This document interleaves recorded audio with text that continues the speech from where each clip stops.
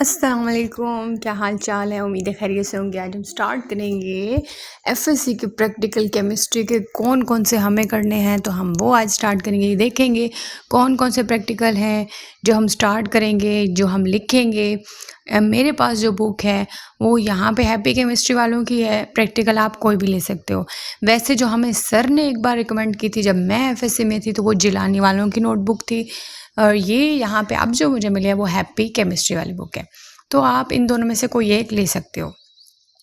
तो आपने कौन कौन से करने हैं, आपने प्रैक्टिकल्स कौन कौन से करने हैं, तो यहाँ पे आपको लिखे हुए सारे प्रिंटेड फॉर्म में अवेलेबल होते हैं। तो आप यहाँ पे देखें तो फर्स्ट यहाँ पे देखें to separate a mixture of various ink by paper chromatography. पहला एक्सपेरिमेंट है पेपर क्रोमेटोग्राफी वाला। आप इसमें अपरेटस लिखोगे, एक्सपेरिमेंट का नेम लिखोगे, एक्सपेरिमेंट लिखोगे, थोड़ा बहुत लिखोगे प्रोसीजर के बारे में। यहाँ पे कुछ आपको मैं दिखाऊं ज़रा, तो यहाँ पे देखें तो यहाँ पे कुछ रीडिंग्स वाले एक्सपेरिमेंट्स हैं जो आपको लिखने होंगे। अगर आपकी नोटबुक में 15-20 हैं तो एटलीस्ट आपको 15 तो लिखने होंगे। अब फॉर एग्जांपल आपकी नोटबुक में 20 हैं तो आपको 15 तो लिखने होंगे। अगर आप 35 हैं या 40 हैं तो एटलीस्ट आपको 25-30 तक लिखने होंगे। आप बेशक 10 छोड़ दो, लेकिन आपको आधे लिखने पड़ेंगे। तो यहाँ पे एक्सपेरिमेंट हैं, जहाँ पे मोल रेशियो इक्वेशन सब कुछ ऑलरेडी लिखा हुआ है। आपने बस देख देख के लिखना है, रीडिंग्स देखनी है। यहाँ पे कुछ आगे आएंगी भी सही। 0.1 वाला जो एक है ना, हाउ टू प्रिपेयर 0.1, मैं अभी आपको एक बात बताऊंगी कि कौन कौन से क्वेश्चन पूछते हैं, इस किस्म क्वेश्चन आते होते हैं। तो एक्सपेरिमेंट 11 देखें यहाँ पे। तो यहाँ पे आपने एक्सपेरिमेंट लिखना है। आपको प्रोवाइडेड होगा 0.1 m मोलर सोल्यूशंस HCl का। फिर आगे एक और एक्सपेरिमेंट है जिसमें NaOH का सोल्यूशन आपको अवेलेबल होगा, वो आपने लिखने होंगे। ये सारे एक्सपेरिमेंट्स आपने लिखने हैं, 1 बाय 1 इनको लिखना है, हेडिंग्स देनी है, प्रोसीजर थोड़ा बहुत लिखना होगा आपको। यहाँ पे जो प्रोसीजर बने हुए हैं वो थोड़े से हैं, मतलब इतने ज़्यादा डिटेल में नहीं है। तो फिर आगे देखें आप, तो आगे रीडिंग्स वाले जो आपके हैं वो सारी आपको रीडिंग्स, ये मैं आपको पहले क्यों दिखा रही हूँ क्योंकि जो मैंने आगे लिखे हुए हैं वहाँ पे कुछ ब्लर आ रहे हैं, तो इस वजह से वहाँ जो रीडिंग्स आगे आ रही हैं वो ब्लर आ रही हैं। वाइवा जो आपका पूछेंगे एंड पे क्वेश्चंस होते हैं आपकी नोटबुक पे, बिल्कुल एंड पे वाइवा वाले क्वेश्चंस उसमें से पूछ सकते हैं। फ्लेम टेस्ट क्या होता है, और आपसे पूछ सकते हैं टाइट्रेशन क्या होता है, ज़्यादातर टाइट्रेशन का क्वेश्चन पूछते हैं। एक्वारिजिया क्या होता है, आइन एटम में क्या फ़र्क है, फिल्टर एश टेस्ट क्या होता है, आयोडोफॉर्म टेस्ट क्या होता है। तो ये क्वेश्चन जो हैं इस तरह के आपसे पूछ सकते हैं। तो आपको ये प्रिपेयर करने होंगे जो आपके बुक के बिल्कुल एंड पे वाइवा बुक वाले क्वेश्चन होते हैं। उसके बाद एक्सपेरिमेंट्स यहाँ पे कुछ हैं, आपको ये भी लिखने होंगे एक्सपेरिमेंट्स। ग्रुप 2 ग्रुप 3 के बारे में, एलिमेंट्स के बारे में पूछ सकते हैं। यहाँ पे एक्सपेरिमेंट नंबर 1 है पेपर क्रोमेटोग्राफी का, जो मैंने पहले भी बताया है कि आपको इस तरह लिखना होगा एक्सपेरिमेंट, आपको प्रोसीजर लिखना होगा। यहाँ पे आप देखें तो यहाँ पे डायग्राम थोड़ी ब्लर आ रही है, कैमरे में ये प्रॉपर नहीं आ रही, तो आपको वहाँ पे बनी बनाई डायग्राम पड़ी होगी, वहाँ पे पीछे से आप बना के देख सकते हैं। यहाँ पे रीडिंग्स दी गई हैं, वैल्यूज़ दी गई हैं, यहाँ पे लाइट लिखा हुआ है, लेकिन मैंने अभी आपको दिखा दिया है कि आपने जो है वो ये रीडिंग्स लिखनी है। तो यहाँ पे प्रिकॉशंस अगर है टॉपिक में तो आप लिख लें, आपकी मर्ज़ी, नहीं तो खैर है, रहने दें।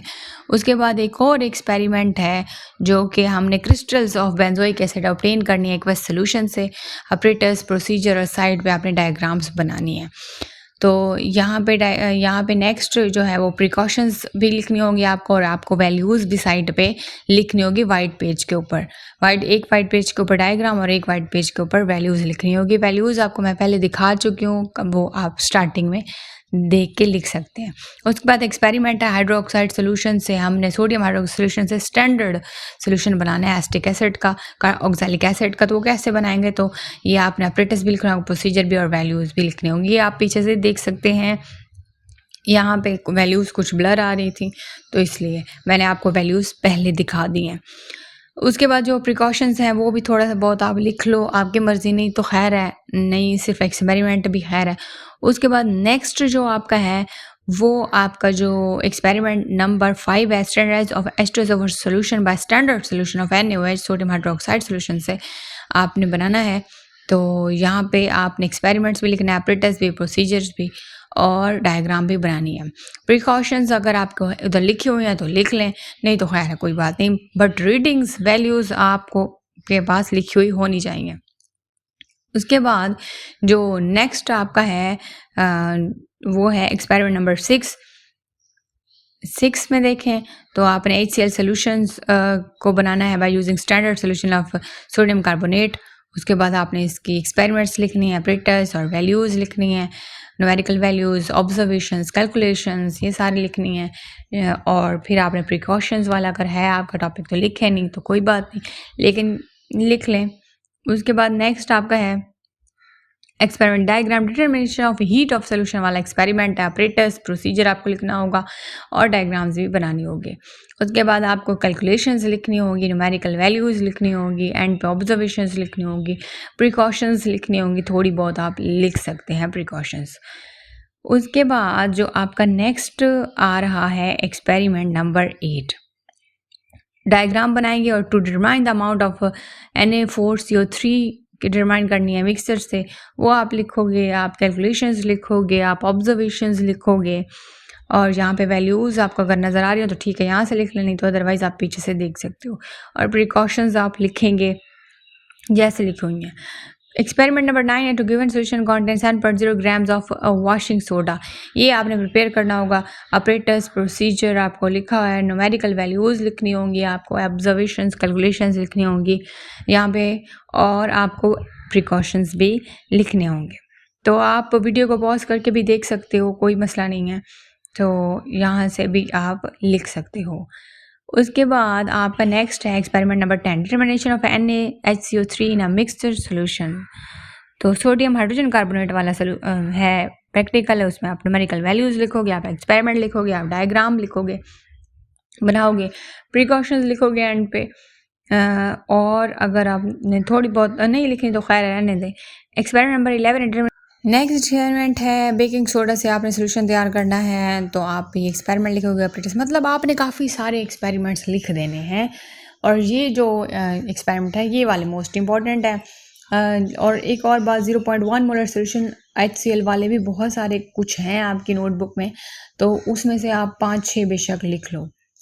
मैंने अभी आपको बोला है कि जो आप एक्सपेरिमेंट लिखेंगे, अगर आपकी नोटबुक में फॉर एग्जांपल जो मेन एक्सपेरिमेंट्स हैं स्टैंडर्ड सोल्यूशन प्रिपेयर करने वाले, अगर वो 20 हैं तो आप 10 लिखो, और अगर वो 25-30 हैं तो एटलीस्ट आप 20 तो लिखो, ठीक है। तो वो तो आप लिखने मस्ट होंगे, लेकिन एंड पे कुछ एक्सपेरिमेंट टेस्ट वाले होते हैं, सिर्फ टेस्ट और करने होते हैं और कलर्स चेक करने होते हैं, तो ये आपको दिखा भी रहे हैं, तो ये आपने लिखने मस्ट होते हैं।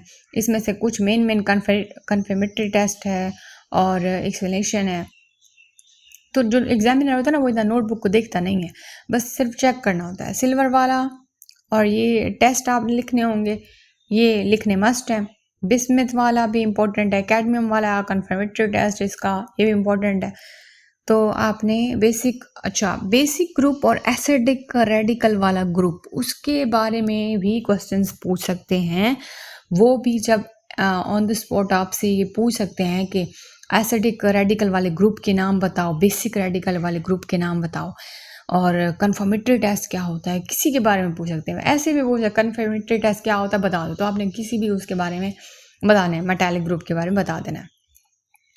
और उसके बाद आपसे जो है स्टैंडर्ड सोल्यूशन कैसे तैयार करते हैं सोडियम क्लोराइड का, तो ये भी पूछ सकते हैं। स्टैंडर्ड सोडियम क्लोराइड कैसे तैयार कर सकते हैं सोडियम क्लोराइड का, तो आपको पता है कि आपने 9th क्लास में ये पढ़ा होगा कि आपका चैप्टर होगा एक सोल्यूशन वाला, उसमें था कि स्टैंडर्ड सोल्यूशन कैसे प्रिपेयर करते हैं, जिसमें हमने जो है एक ली थी फ्लास्क लिया था, जिसमें हमने सोडियम क्लोराइड 1.0 ml लिया था, उसमें से हमने सोल्व किया था।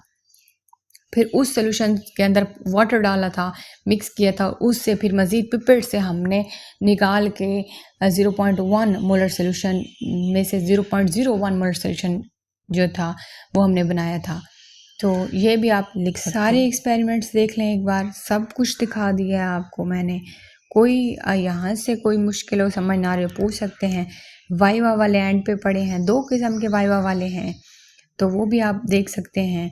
कुछ टेस्ट के बाद में वाइवा वाले क्वेश्चंस हैं, वो भी आपने पढ़ने हैं, और कुछ एक्सपेरिमेंट्स के बाद वाले क्वेश्चंस एंड पे पड़े हैं। एक्सपेरिमेंट के बाद जहाँ से एक्सपेरिमेंट ख़त्म होता है वहाँ से हैं, वो पूछ सकते हैं। और आपको बेसिक डेफिनेशन ज़ेड टर्म आइन इनकी आनी चाहिए, आपको इनके बारे में पता होना चाहिए, क्योंकि ये भी आपसे पूछ सकते हैं। कार्बोक्सिलिक एसिड को कैसे डाइट करते हैं ये भी पूछ सकते हैं। लसानी टेस्ट क्या होता है पूछ सकते हैं। इनको आपने एसिड रेडिकल, बेसिक रेडिकल, इनके नाम बताओ क्या क्या होते हैं, कौन कौन से एसिडिक रेडिकल होते हैं पूछ सकते हैं। या आपको एग्जांपल दे देगा कि ये जो एग्जांपल है ये एसिडिक रेडिकल वाला ग्रुप है या बेसिक रेडिकल वाला ग्रुप है, तो ये भी आपसे पूछ सकते हैं। तो आपने बताना है डाइल्यूट एसिडिक ग्रुप में कौन कौन से आते हैं, वो आपने सॉल्ट और डाइल्यूट एसिड मिला के और फिर किस तरह ये एक्सपेरिमेंट होता है ये थोड़ा बहुत बता देना है। कॉमन आन इफेक्ट क्या होता है ये आपसे पूछ सकते हैं। न्यूट्रलाइजेशन रिएक्शन क्या होता है ये आपसे पूछ सकते हैं। टाइट्रेशन पूछ सकते हैं क्या होता है, कि ऐसा प्रोसेस होता है जिसमें हमने वॉल्यूम ऑफ सोल्यूशन को प्रिपेयर कर रहता है। आपसे टाइट्रेशन के बारे में पूछ सकते हैं। आपने बताना है टाइट्रेशन के बारे में कि ऐसा प्रोसेस है जिसमें हमने डिटरमाइन करना होता है volume of solution bye completely react with, जो कि रिएक्शन कर रहा होता है एक नोन वॉल्यूम, यानी एक अननोन को आपने वॉल्यूम नोन वॉल्यूम वाले सोल्यूशन से कंपेयर करना है, रिएक्शन करवाना है। इस चीज़ को हम टाइट्रेशन कहते हैं। वॉल्यूम हमने मेजर करना होता है इसमें अननोन का सोल्यूशन का।